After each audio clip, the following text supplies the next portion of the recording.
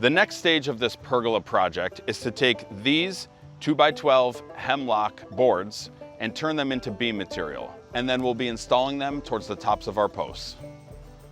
We opted to use a locally sourced hemlock. We wanted to steer away from some other wood species like pressure treated or maybe cedar, which was out of our price point for this project. I'm sighting down the board to crown my lumber. All of the lumber does have a slight curvature to it, and we want to make sure that that curvature is oriented the same on all of these boards. Once I know where the top of the crown is, I'm going to mark the top because I don't want to mark the face of the board because it will be finished. I'm checking each end of this board to determine which side we want to start our cuts from. Down here, I see that the board is cupped. We've got a big knot at the end. So I'm going to come down to the other end of the board. I see that it's very flat. So we're going to cut this side off square to start and then cut that side off as our waist.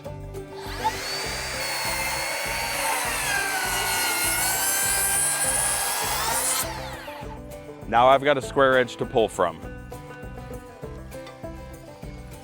The plans call for beams that are 16 feet long, and I have also verified this on the posts that we installed earlier.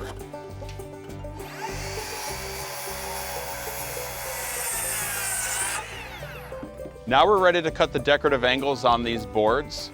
We're gonna cut the decorative angle at the bottom of the board, and we know that this is the bottom because we put a crown mark on the top of the board. I'm gonna make a mark at 5.5 inches because that will be the width of our rafter tail. I'm then gonna turn my speed square over, run it to the mark, scribe my line, and cut this off.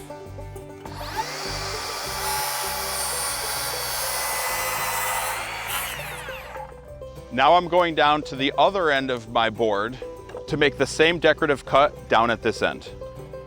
Then I'll have 3 more boards to cut, and then we'll be ready to install.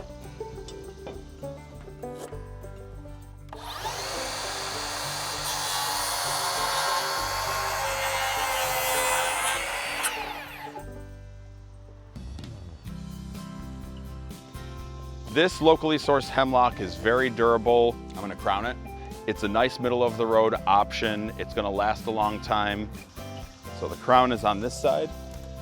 And some of the characteristics that you might see of this lumber: chainsaw marks at the end of the board, fiber tear from where the log fell off of the stump.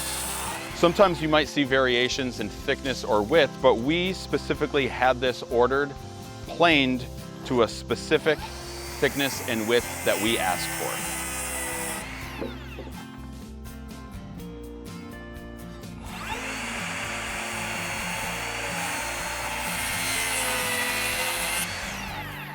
Let's flip this over and stack it, and then we'll grab the next one.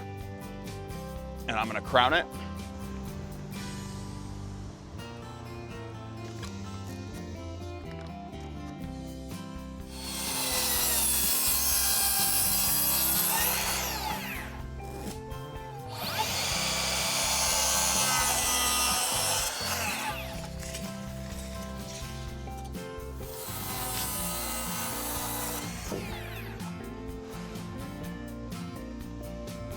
And I'm gonna crown it.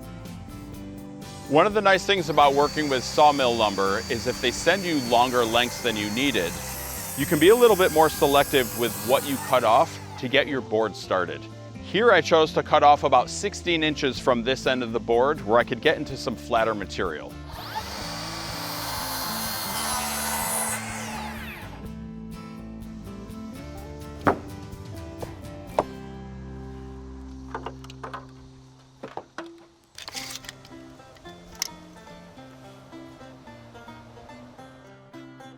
I'm installing some 2x4 cleats right on our posts, and this will be a little bit of a ledge so that when we muscle the beams up in place, we have a place for them to rest on.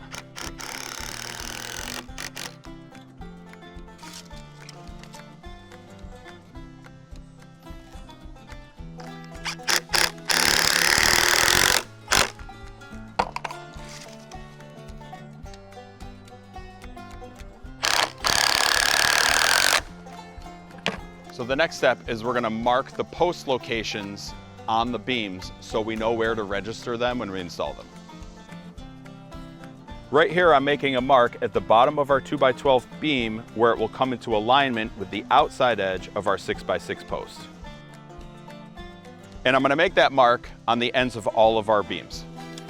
Right here, I'm just double checking my measurements on these layout marks that I made. I wanna verify that the overall length from mark to mark is also the same as the overall width from outside of one post to the outside of the other post. And it's spot on. We're gonna get these all nice and even with each other, and then we're gonna transfer those marks.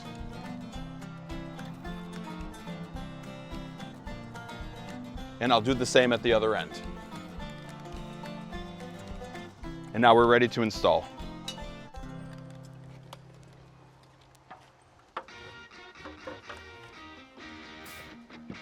Slide to me. And I'm gonna put a screw in it to hold it. I made sure to put my screw low on the material because our hardware will end up covering that screw. Now that we have our beam tacked in place, we can get rid of the cleats. We'll go ahead and install the rest of the beams, and then we can install our hardware. A little more to you, please. Yes. I really like the face of this. So this is gonna be on a prominent side that will be visual, whereas if we have some imperfections, we're gonna wanna hide them on the inside of the beam. All right, it's gotta slide to me, a 1/4 inch. Yep, that's it. And I think we can put screws in it.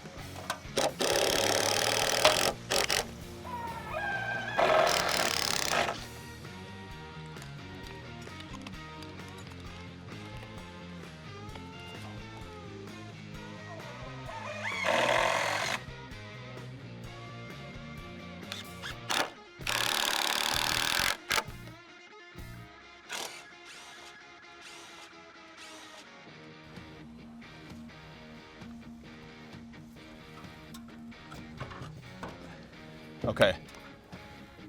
Give me a little bump. That's perfect. I'm gonna check it with the torpedo. So mine can actually come up. I'm just gonna put this shim under it just to get it so the tops are leveled out. All right, I'm gonna go with that there.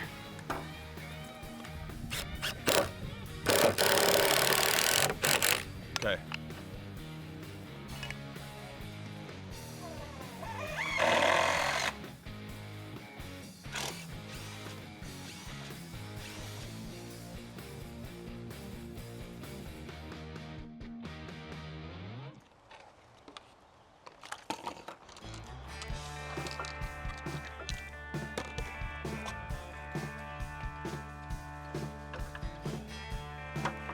This piece of hardware is called a deck joist tie, and it's part of the Outdoor Accents line from Simpson Strong Tie. What I like about this is that it's powder coated and have some decorative elements to it, but it's also structural. To position this, we're just eyeballing it on the post, making sure that the reveal on either side of the hardware looks uniform. It installs pretty easily with these hex head washers and structural wood screws. One of the great things that I like about those structural wood screws is that we don't have to pre-drill to really get them set nice.